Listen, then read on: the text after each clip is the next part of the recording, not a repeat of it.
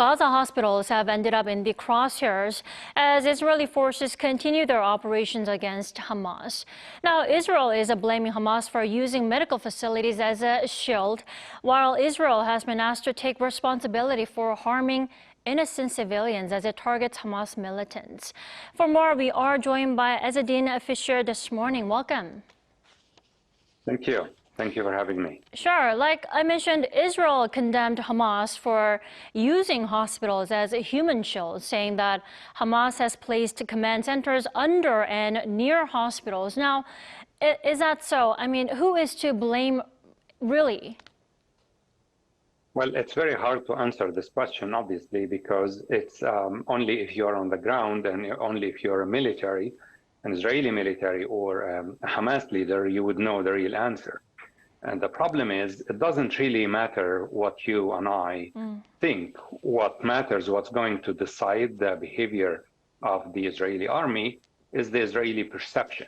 And if the Israeli leaders are convinced that Hamas is using the hospitals or that there are headquarters under the hospitals in tunnels, then most likely they are going to go after those. And, you know, the US president can demand that the hospital be protected, but then the question becomes, how do you protect the hospital if the Israeli army actually goes, after the hospital and attack it to, quote unquote, target the Hamas who are using it? Right, the blaming game is not going to make any difference here in this situation. Now, that is why Hamas has put hostage negotiations on hold over the situation at the Shifa Hospital in Gaza, which the WHO says is no longer functioning. Then what will it actually take to reactivate the talks on hostage releases? I think, the talks about the hostages will continue, even if one of the parties, or actually both parties, declare that they are putting them on hold. The mediators, whether it's Egypt, Qatar, the United States, or others, are most likely going to continue to engage and try to find a way to achieve a hostage release in return for something or another. And of course, any release of any hostage is great news, right? Just think of the families of those hostages. Right. And any pause in the bombing is great news. Think if you live in Gaza and you're a civilian, and 5 days would be great, even 5 hours would be great.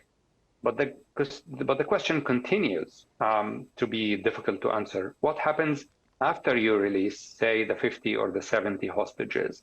What happens after the 5 days are over? So we need to find a way to contain the situation. We need to find a way to kind of protect the civilians. We need to find a way to prevent the conflict from escalating. And those are political questions. They're not really military questions. Indeed, the talks on hostage release may slow down, but you're saying the talks will keep going. But it's also the matter of releasing more and protecting hundreds and thousands of more other innocent civilians. But in the meantime, U.S. President Joe Biden spoke on Sunday with Qatar's Emir, Sheikh Tamim bin Hamad Al Thani, and the two agreed that all hostages must be released. But what will actually help the resumption of hostage negotiations in any way? Well, like in any negotiation, the hostages negotiation is give and take. So the question is usually, who's under more pressure to give and what are the things that they're interested in. In a normal situation, in the past, I don't know if we can call any of these situations normal, but in the past, hostage release deals were conducted between Israel and Hamas through third parties, resulting in the release of usually hundreds of Palestinian prisoners in return for the release of the Israeli soldier or others that are kidnapped. So the same logic applies today. However, today there is this issue of bombing, which makes just stopping the bombing for a while is something that Hamas is very interested in. However, again, it's very hard. It's very hard to tell from the outside. Those are things that are decided by very few people, and they are decided in secret negotiations. And most of the time, the other side doesn't know what your red lines are. Otherwise, the negotiations become even harder. So all we can do is follow those negotiations, hope for the best. But again, maybe what the rest of the world can do, other than following the hostage negotiation, is to think, what would it take? What are the arrangements that are necessary, maybe to protect civilians today, but also to prevent the conflict from escalating and finding a way to contain it? Right. And Professor Fishere, and you and I, and many of us can agree that the hospital should not be in a war zone. That's what White House National Security Advisor Jake Sullivan said over the weekend. Now then, how can medical facilities actually be removed from the conflict zones, and realistically speaking? Yes, let's just remember that this is not normally a war zone. This is a residential area. And the hospital is in the middle of houses.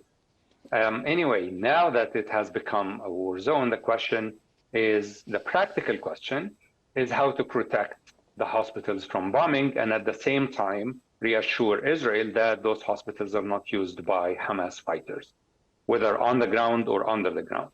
And the only logical answer to this question is to have a third party, something like the ICRC, the Red Cross, the International Commission for the Red Cross, that if the ICRC can, if that's an option for them to take control and supervise the operation of the hospitals, and that maybe give Israel guarantees, maybe some Israeli oversight, that they can check and ensure that the hospital is free from fighters and that there is, underneath, that there is nothing going on, then maybe we can, keep those hospitals working and not just protect the people who are inside today. But you need those hospitals to continue to operate because the bombing is producing a huge number of casualties that need attention. But if this is unattainable for whatever reason, the second best would be to ensure the evacuation, the safe, orderly evacuation of the patients inside those hospitals and moving them either to other facilities, whether those facilities are in Sinai or in Israel itself. Short of that, I'm afraid we're looking at a very grim situation in the coming hour. Right. All right, Professor Fishere, thank you so much for your time and also your insight this morning. Thank you for your attention to the issue.